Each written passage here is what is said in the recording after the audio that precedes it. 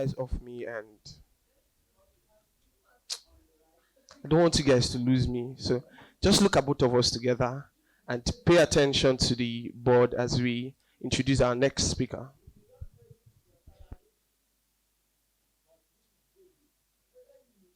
Igbinoba-Igiewe is a marketing communication professional and trainer with subspecialty in digital marketing and brand strategy.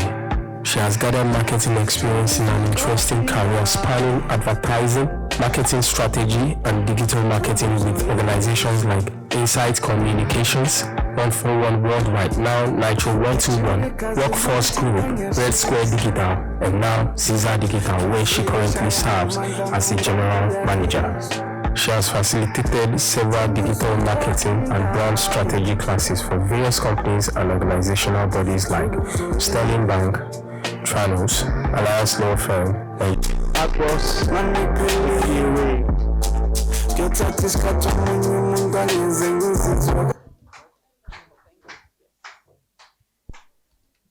Good morning, ladies and gentlemen. It's an honor to be here today. And I dare say we have great, amazing bundle of talents. The stuff that those children pulled here, I would never even dream about it in my wildest imaginations. Okay, thank you all. I'm very happy that we have these large numbers here. Typically, when you call for a skills workshop or a training workshop, a lot of young people don't turn out. And the reason is because there's probably no Davido there, there's no whiskey, it's a bit boring, and all of that. But I'm happy with the numbers that I've seen here. Now, quickly, can I have 3 people? Just raise up their hands. 3 people. I want 3 people who are still in the university. Yes, please stand up and come forward. Please stand up and come forward. And quickly, I want you to tell me what you're studying and what you want to be. Presently, I'm studying mining engineering. Igbinoba Joshua. Mining engineering. Mining. Yeah. Actually, what I just want to be is the business world is what I want to overcome. I want to be at the top of the business world, and I just hope everything works out. That's vague. You want to be at the top of the business world? There are 1 million businesses. There's even marine engineering business. So really, I don't know what you want to be. And that's one mistake people make when you ask them. You say, I'm looking for a job. You say, what job are you looking for? You say, anything. Typically means you are not looking for anything. That's basically what it means. The second person.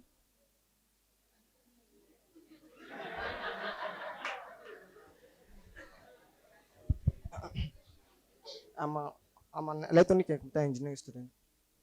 Electronic and computer engineering. I want to become an entrepreneur.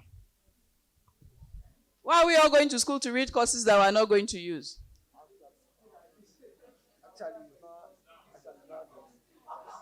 What did you apply for? What did you apply for?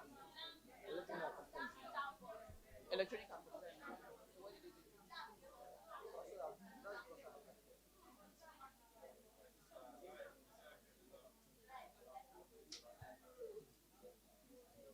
So he said that that's what he applied for, but that due to knowledge or whatever it is he has gained along the line, he has changed his mind. Typically, the third person. My presentation. Yes, please. Let's have a lady for a change. My presentation.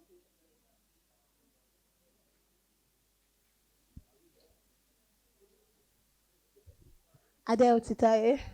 I'm studying transport management at Lautech, and this is logistics, so I want to be top of my game in logistics supply chain.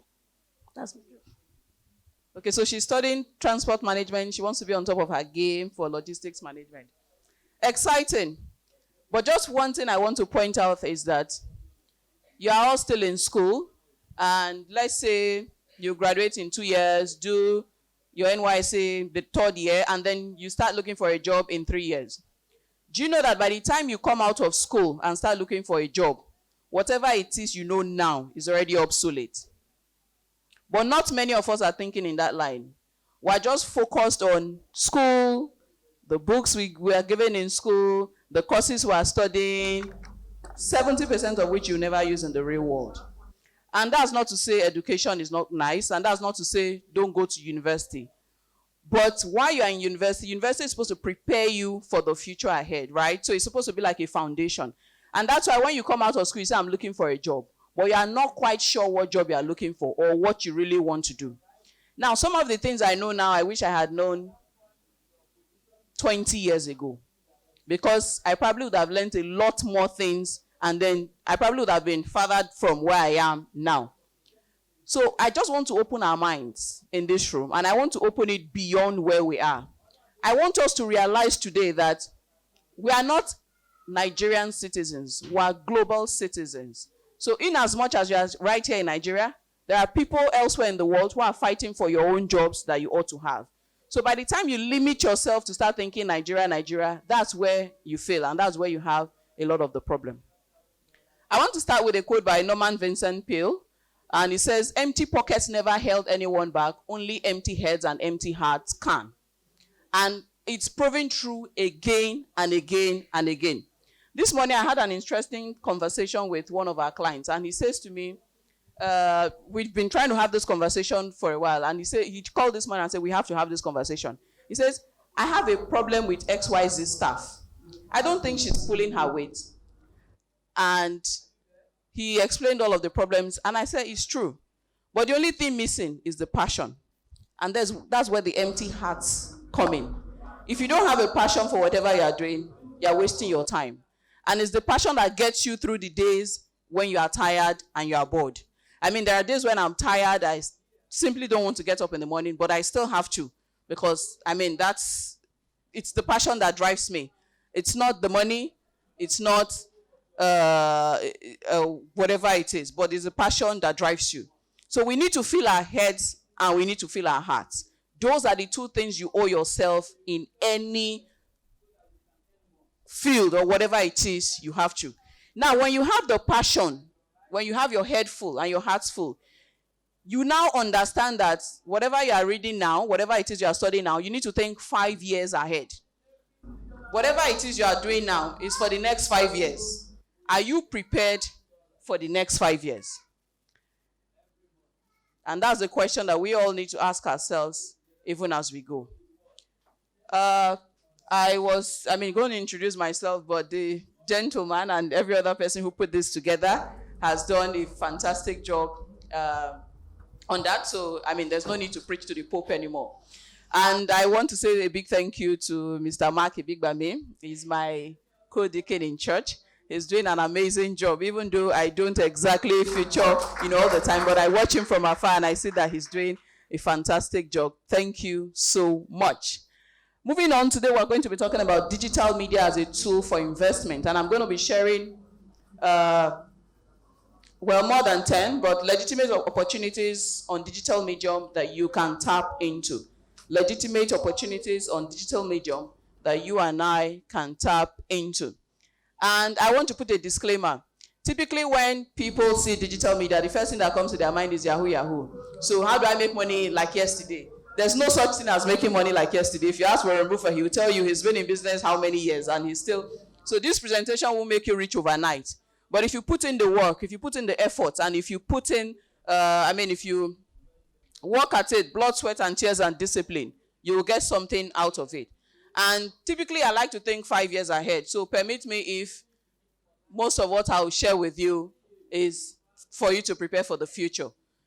Now, what is digital media basically? You hear it all the time, and it's not different from your TV media. They are all media. They are all different mediums, put together, and then they are media. So it's basically any device, any format or device used to convey information using digital signals. Now, I wanted to help us explain that so that when you talk of digital media, you don't start thinking computer, right? So you don't start thinking laptop. That's not all there is about digital media. And it's not only the internet that transforms or that translates media. So I want us to put our hearts and our heads in this. Now, let me tell you a sad truth, that digital media is driven by the internet. And because you have the internet in your mobile phone that you have on your hands, you have power on your hands. When people were writing thesis, projects 10 years ago, no, let's not say 10 years. I mean, communications came in 2003 or thereabout. When people were writing thesis, say 20 years ago, there was no such thing as the internet. So you needed to sit down and, or maybe gather, go to the library, get information. So now you have it right at the tip of your palm. But the question is, what exactly are you doing about it? What are you doing about it? The internet has opened up many opportunities, a lot of opportunities for us, regardless of where you are, regardless of your age, regardless of your color, regardless of whatever it is. And you can do it full-time or part-time. Today, there are 111 million Nigerians online. 111 million Nigerians online. But sadly, when you still go to the global stage, you see that we're not we're not featuring as much as we can, because a lot of us have put the internet that we have access to, we have just mapped it around Facebook, Instagram, and Twitter. We haven't done much with it. We haven't taken any further step with it. And probably WhatsApp. Even the WhatsApp, a lot of people are not using it as much as they can. Now let me show you a quick video. From the home, right, to the street when she was driving, and even the one that got the bus, right to the office. You see that the world is moving. So typically all of the jobs that you are running after right now, some of them are not going to exist in the next 10 years. How are you preparing yourself? For example, if you're an accountant today and you don't know how to use Excel or some Sage, ERP, in another 5 years, you may not have your job. If you're a graphic artist, you don't know how to use Photoshop. Even if you know how to use CorelDRAW now, CorelDRAW is extinct. I hope we know. It's extinct. Printers don't use it anymore. It's Photoshop that a lot of people use. So if you don't know how to use Photoshop, very soon, nobody will want to hire you even as a graphic artist. So we need to be thinking 10 years ahead of time, 5 years ahead of time. Where am I now? Where am I going? Are the skills I have now going to take me to where I'm going? Will they lead me there? Are the books you are reading now going to take you to where you want to be in 5 years? Are the movies you are watching now going to take you to where you want to be in 5 years? It's an attitude kind of thing. It's a habit. Where you are now, what you are currently doing, if you keep it up in the next 5 years, where are you going to be? A very popular speaker that I listen to says that in 5 years' time, you will arrive. But the question is, where?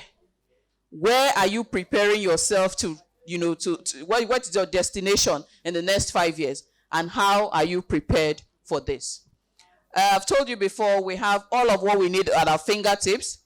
But the question is, how are we going to put all of these people are in different places of the world. They don't sit in any office.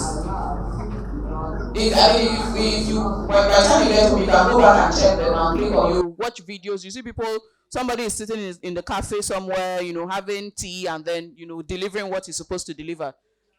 Take it up, take it up, take it up. I want to show a map. I want to show a map at the bottom of where they have staff all over the world.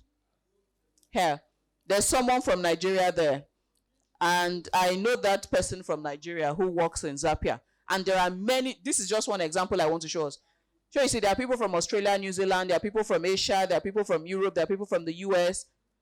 Everybody works in Zapier. And I want to scroll, is it up now or down? I want to see what you're entitled to. I want to show you what you're entitled to.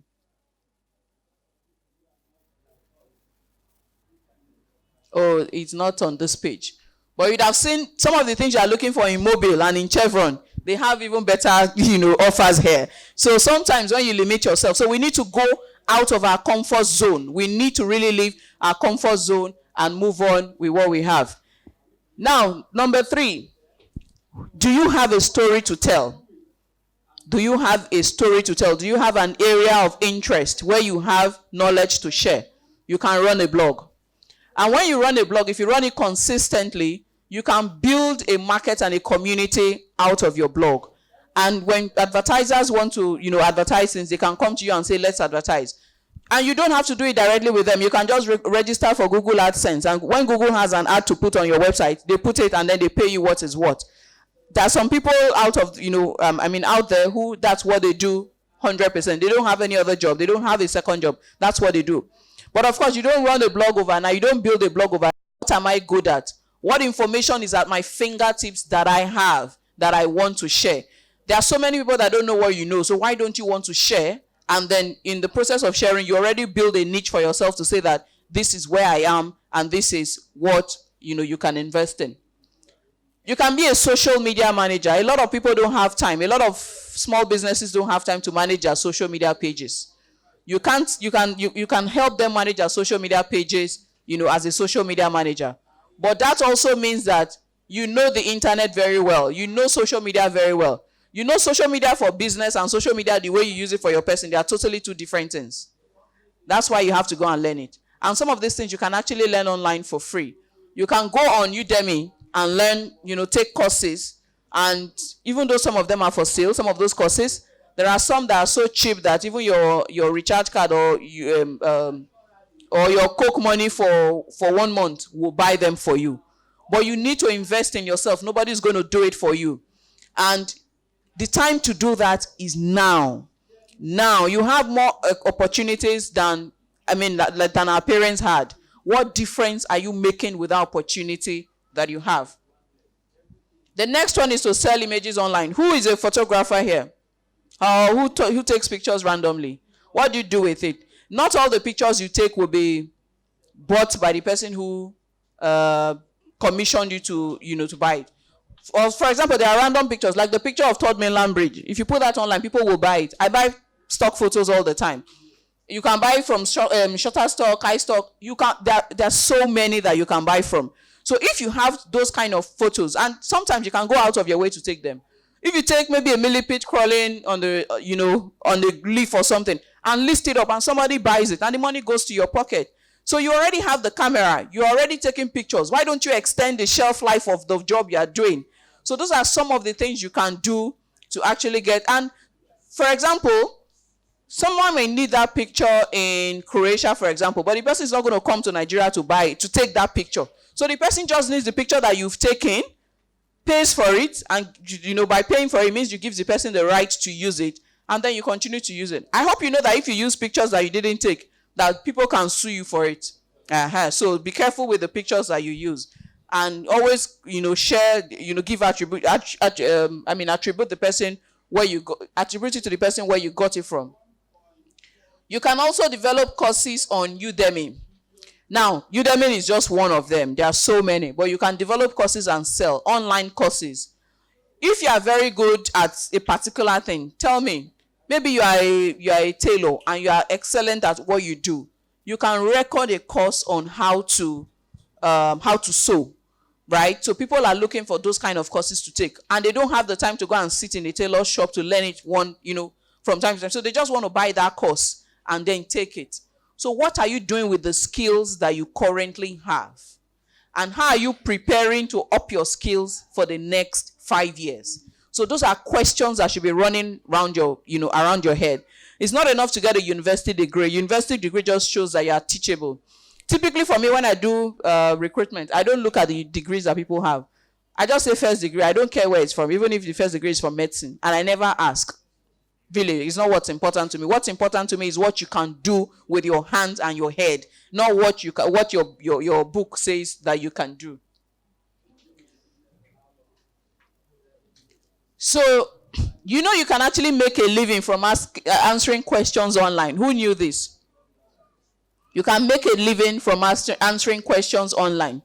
I'm a member of GuidePoint, right? So GuidePoint is it's a platform for professionals in different fields who give advice on particular things. So if somebody, like a new business is coming to Nigeria and they want marketing research, or they want, marketing insights, they go to GuidePoint and pick, okay, I'm going to Nigeria, so they pick somebody from Nigeria, somebody who has X years experience. Okay, I have about 13 years experience in marketing, so they pick me, and I've been in advertising, I've been, both on the client side. Okay, they tick all the points that they want, and then they send me an invitation. We need to interview you on XYZ. Like I remember when an agency was coming to Nigeria, they were coming from Europe to Nigeria, and they needed to know what the landscape was about, and they reached out to me. So you hold those kind of interviews, you tell them these are the pitfalls, these are things you should look out for, and you get paid for it. I mean, it's a job that people do.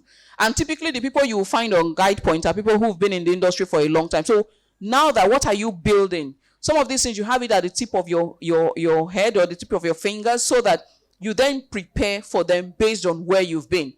There's Just Answer, there's Live Person. There are lots and lots and lots of these kind of platforms where you can answer questions for a living. You can do affiliate marketing. Now, for affiliate marketing, a lot of us already do that in Nigeria, but we don't do that well. The trick about affiliate marketing is you don't have any product for sale.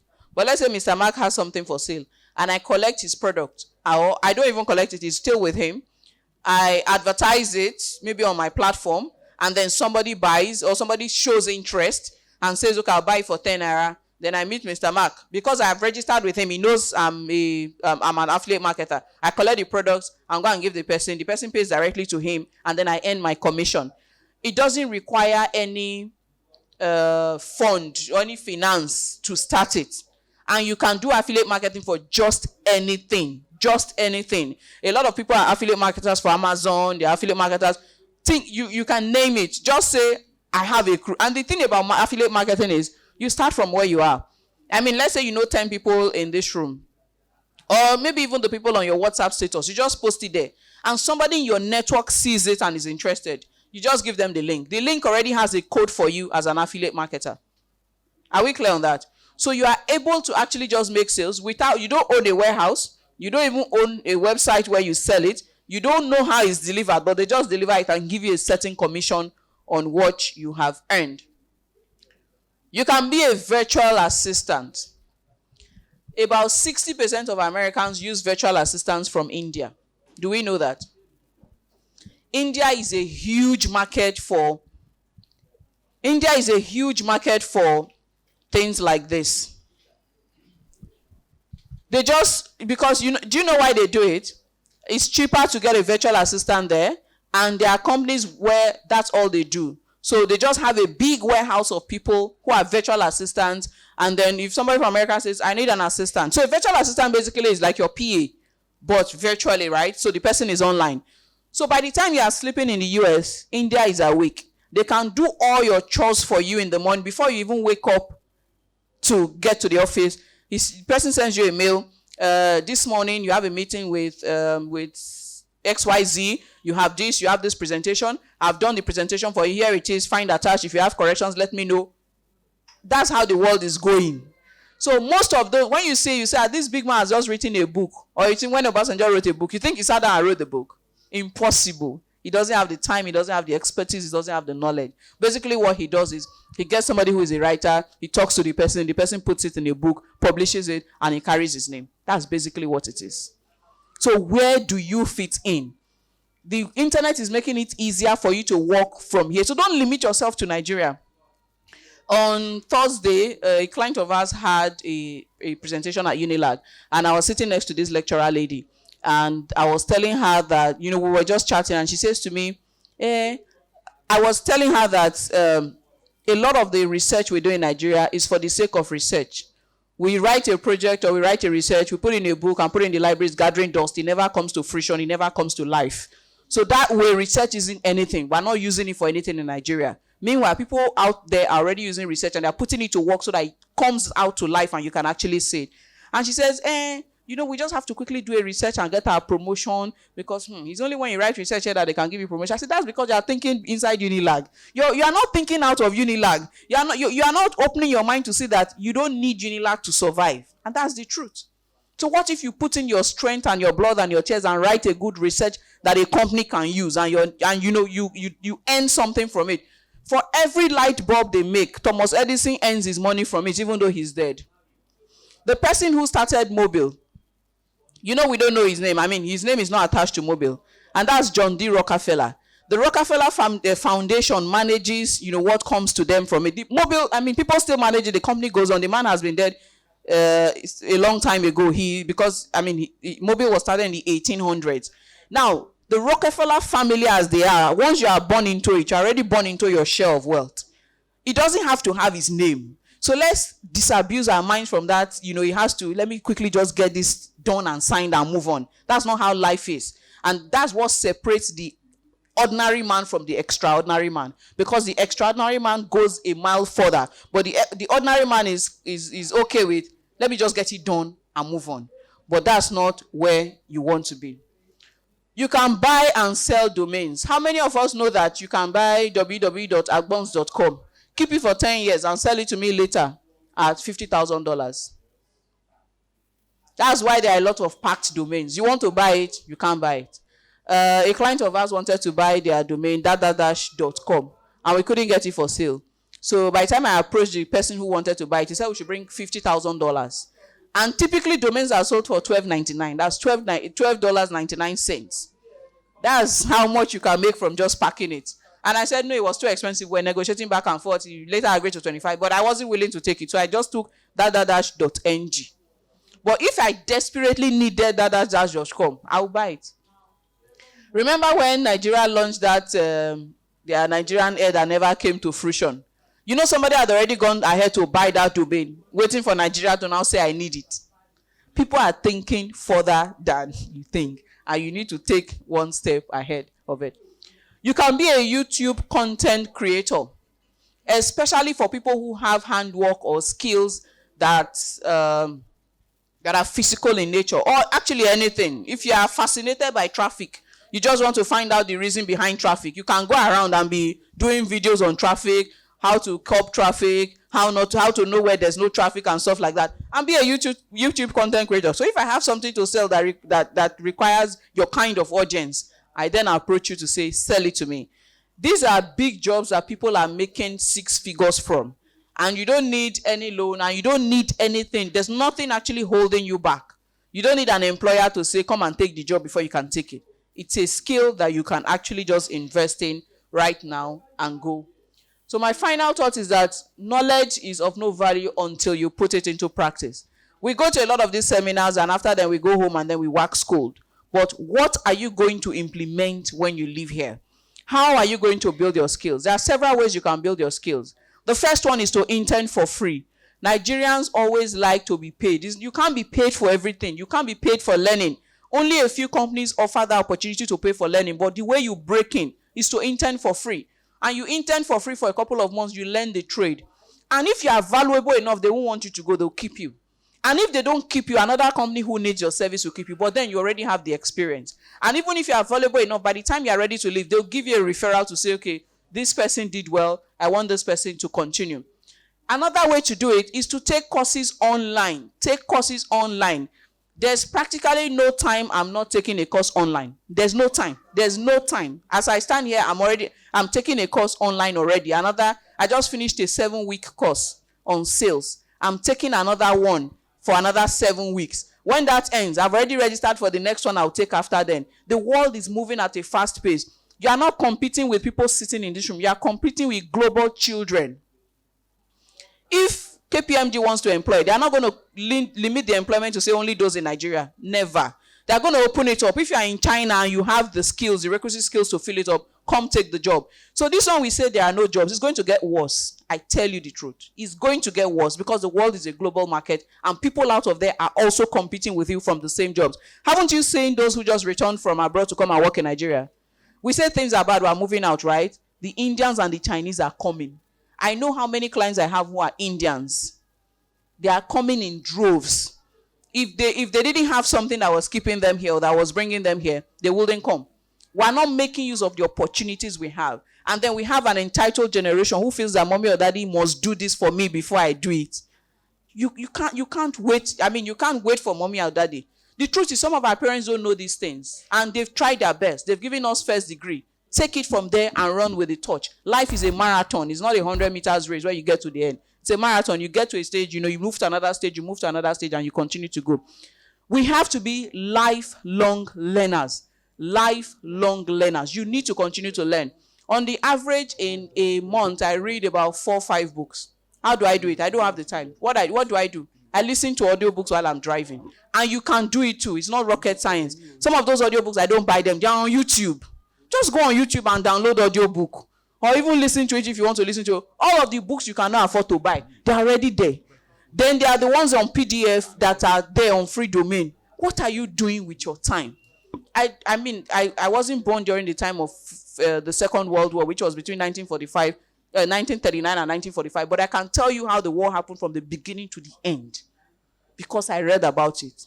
I read a book about it written by an American journalist, which had about 1,300 and something pages. The book is like a dictionary. It's like this. It took me 3 weeks of doing nothing else to read that book. And I read that book about 20 years ago, but I still remember everything I read in it. Because I now have the audiobook of that book I read, and sometimes I refresh it. Some of the great insights you get while reading. There are some books I'll recommend, but I mean, from time to time, I'll send it to him so that we can go. So I hope that we don't all go back home and go back to where we started from. The world is in your arms or your palms. How are you using it? Ladies and gentlemen, thank you. Questions? All right, let's make it louder. Okay. Thank you very much, Mom. So I think for the questions, we have a question and answer session. So we will have. So if you have questions, just write them down. Ushers will be taking them from you. So write it on a piece of paper. Just wave your hand, and ushers will be right close to you. So I think a few points from what she said, which I took home. Okay, I had the idea of the traffic.